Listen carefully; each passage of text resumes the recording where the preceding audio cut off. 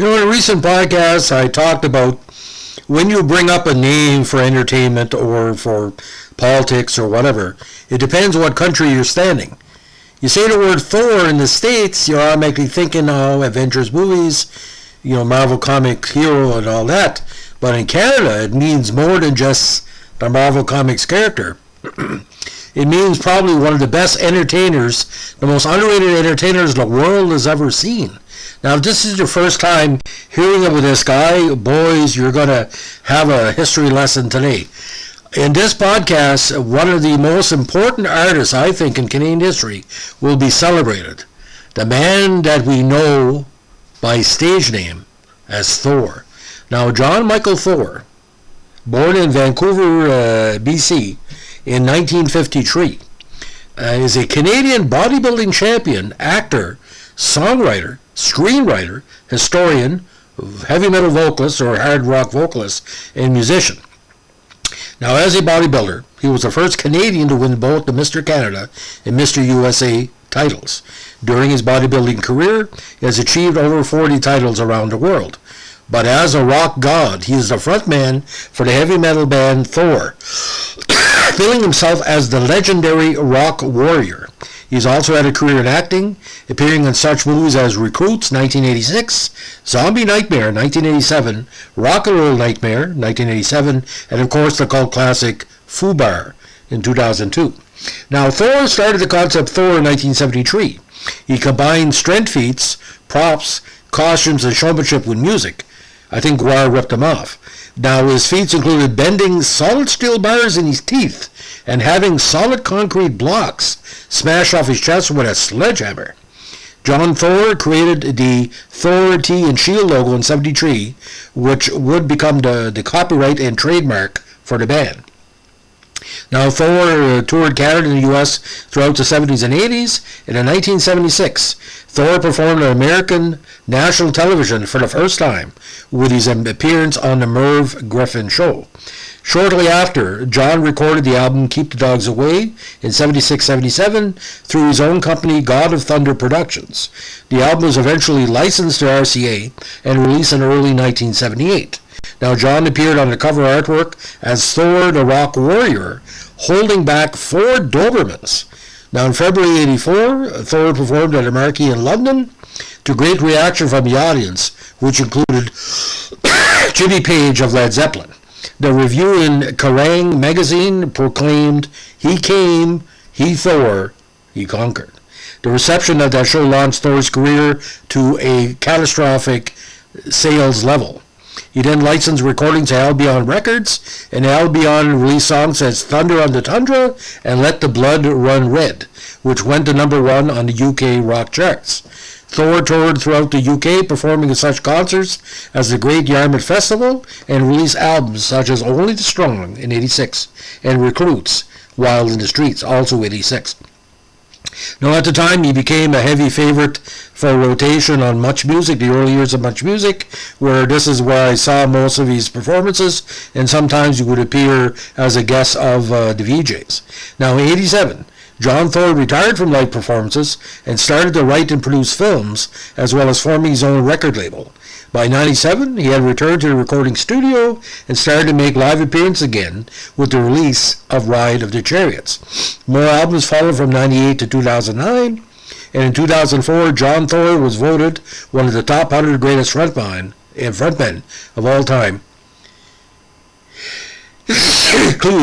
In Classic Rock magazine by an international panel of journalists.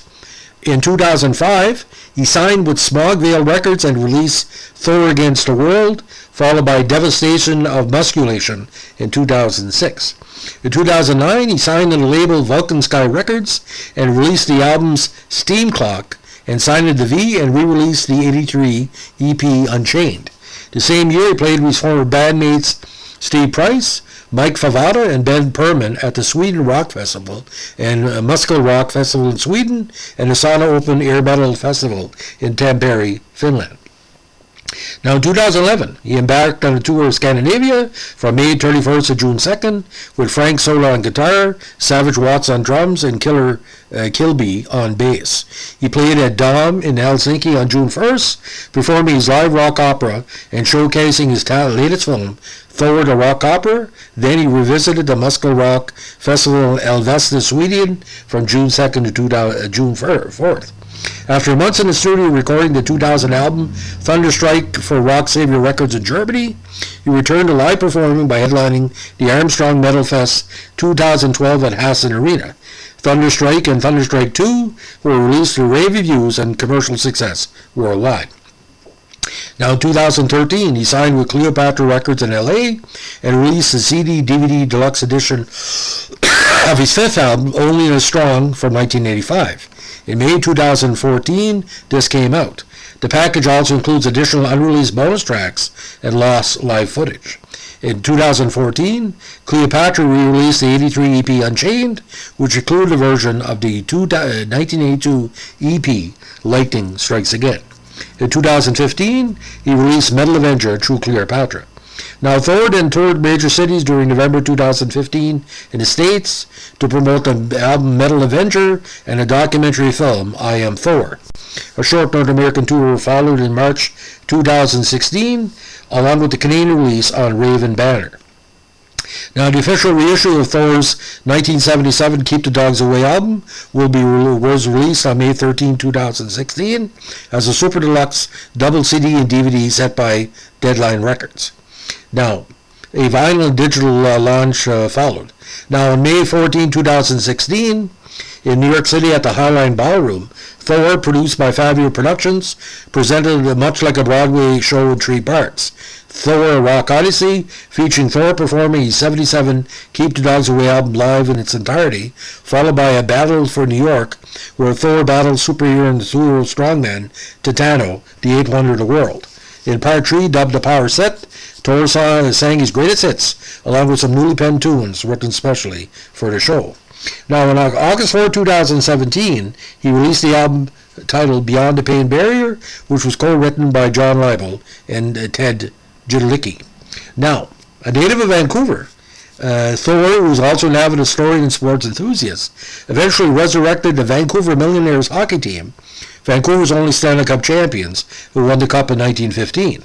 He actively pursued a retail internet merchandising program incorporating the trademarks of the Millionaires name and V logo, which he owned since 1977. He eventually created a marketing concept using concerts, music, and sporting events, which made the Millionaires synonymous with his Thor image. After years of historical study and promotion, Thor turned ownership of the Millionaires, their website, and the Victory V logo over to Canucks and the NHL. Now, he's also the founder of VM Sports, a line of authentic Vancouver Millionaires apparel, such as reproductions of the team's jerseys. Thor's Millionaires memorabilia commemorates again the 1915 Stanley Cup winning team. Now, on the acting side, his music career coinciding with his film career. In 2002, he wrote the title song for the movie Fubar, titled Fubar's a Super Rocker. In 2005, he wrote Glimmer for the American-made-for-TV murder mystery film Murder to Presidio and appeared in it. In 2017, he starred a Lifetime network TV film, A Family Loss. Now, in 2011, Thor starred in the film Thor: The Rock Opera, which he co-produced with writer and director John Cody Fasano. The film premiered May 30, 2011 at a Shockstock Film Festival in London, Ontario, with Vulcan Sky releasing it on DVD on June 15, 2011. Now, Thor is also featured in a documentary film titled I Am Thor, directed by Ryan Weiss, produced by Ryan Weiss and Al Higby. I Am Thor premiered at the Slamdance Film Festival in January 2015 in Park City, Utah, where it received positive reviews. It went on the 2015 International Festival Circuit and won awards such as the Best Documentary at the Fantasia International Film Festival 2015 in Montreal. Now, MPI Dark Sky Films acquired worldwide distribution to I Am Thor and screened in select theaters and to VOD in November 2015. To coincide with this release, Thor went on to a U.S. tour of major cities, screening a new film followed by a live concert. Now, discography. Thor and the Imps, Muscle Rock, 1976.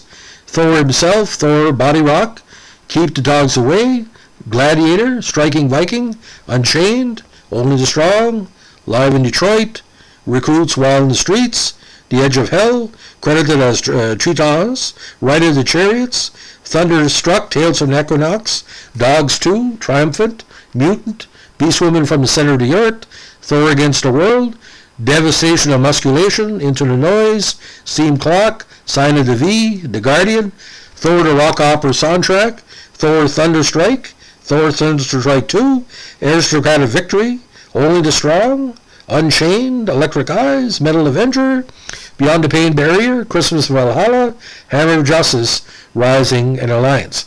And with Tritons, The Edge of Hell, and Rock and Roll Nightmare, and of course Thor and the Ass Boys with Odin Speaks in 2001. Now filmography, Recruits 86 as Thunderhead, Rock and Roll Nightmare 87 as John Triton, Zombie Nightmare 87 as Tony Washington, Graveyard 2003 short film, Murder at the Presidio 2005 as Thor, Intercessor Another Rock and Roll Nightmare 2005 as the Intercessor, A Family Lost 2007 as Gary, Thor the Rock Opera, and of course I Am Thor as himself. Now the idea about Keep the Dogs Away, which is of course his most recognized album, it went gold shortly after his release, selling 50,000 copies in Canada. Now, of course, the cuts on it are a legendary movie. Went to the legendary movie Not My Kid. Songs including Keep the Dogs Away, Sleeping Giant, Catch a Tiger, I'm So Proud, Tell Me Lies, Military Matters, Superhero, Wasted, Rosie, and Thunder. Now, several tracks from the album were used in a 1985 movie, Not My Kid, and was based on the 1984 book of the same name by Beth Polson. The movie aired on CBS in the United States and has had a VHS release. Co-stars in the movie, of course, include George Segal, Stockard Channing, Tate Donovan, Nancy Cartwright, John Fillion, and with team music composer Mark Snow. So again, a very diverse career. But you wouldn't think that Thor's music would show up in a basic George Segal, Stockard Channing movie. Anyway, it's quite a thing, because that's like a therapy movie, kind of, the typical kind of 1980s, made for television drama. Owned by CBS, of course, came out January 15th, 1985. So, ladies and gentlemen, that's the story of Thor. If you're a big fan of our great Canadian multifaceted Renaissance man, let us know what a like, comment, or subscribe. And don't forget, once you feel Thor, you're forever changed. I know I was. And for me, it's over 40 years. Just love the guy. Have a good day. Bye.